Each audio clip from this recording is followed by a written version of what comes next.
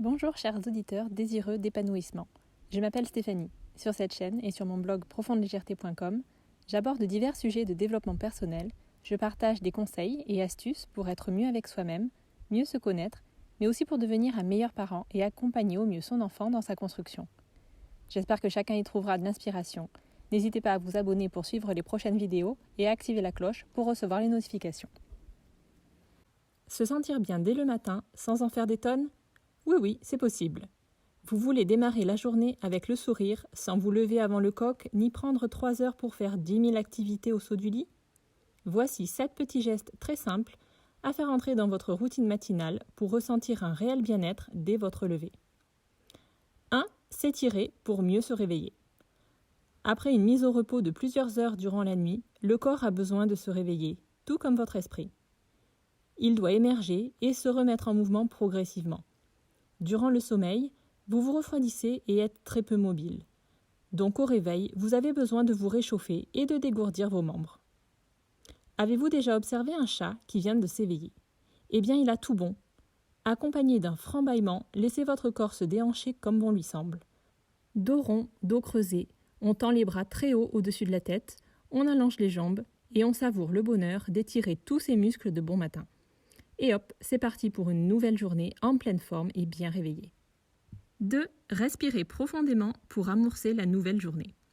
J'ai l'habitude de faire une petite méditation tous les matins, ou presque, disons 5 jours sur 7. Sur les 10 minutes qu'elle dure, un de mes moments préférés est celui où j'inspire et j'expire profondément. Et ça prend moins de 30 secondes.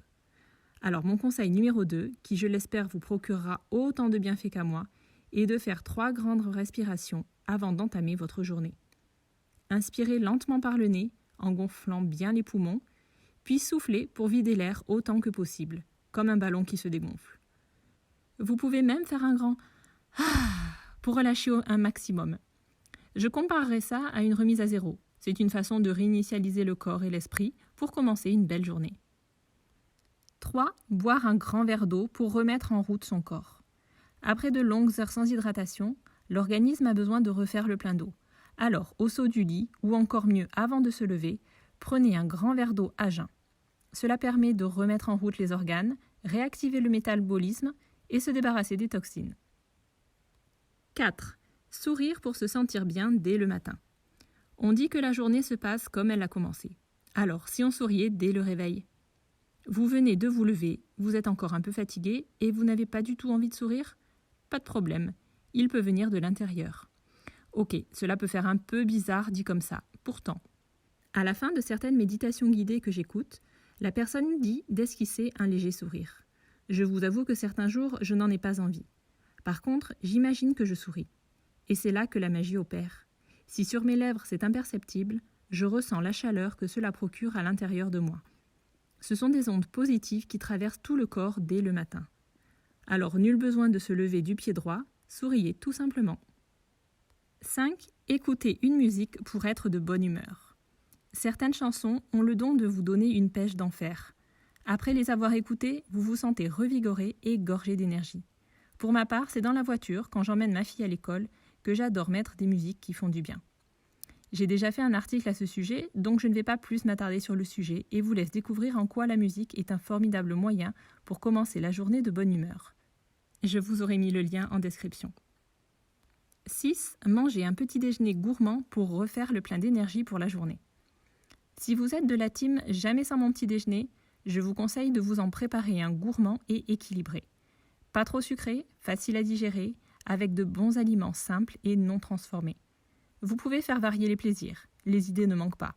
Une part de gâteau au chocolat fait maison avec un fruit, un porridge chaud ou froid, agrémenté de purée d'oléagineux, etc.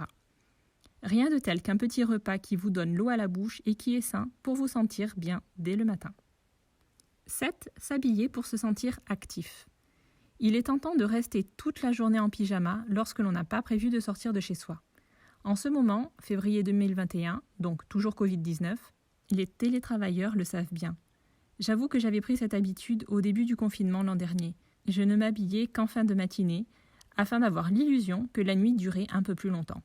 Mais l'esprit va de pair. Ce n'était pas le bon moyen pour bien amorcer la journée, puisque finalement, elle ne commençait que vers midi, alors que j'étais levée depuis 7 heures. Pas besoin de fioritures, de tailleurs ou de pantalons tirés à 4 épingles, sauf si vous le voulez. Des vêtements simples et confortables conviennent très bien. S'habiller permet de marquer le début de la journée et envoyer de bons signaux au corps. Et puis parfois, il y a des moments où se sentir bien dès le matin, c'est compliqué. Rien ne va, le moral n'est pas au rendez-vous, le sourire ne se dessine pas. Et c'est ok. Pas besoin de faire de faux semblants. Quand ça ne vient pas, ça ne vient pas.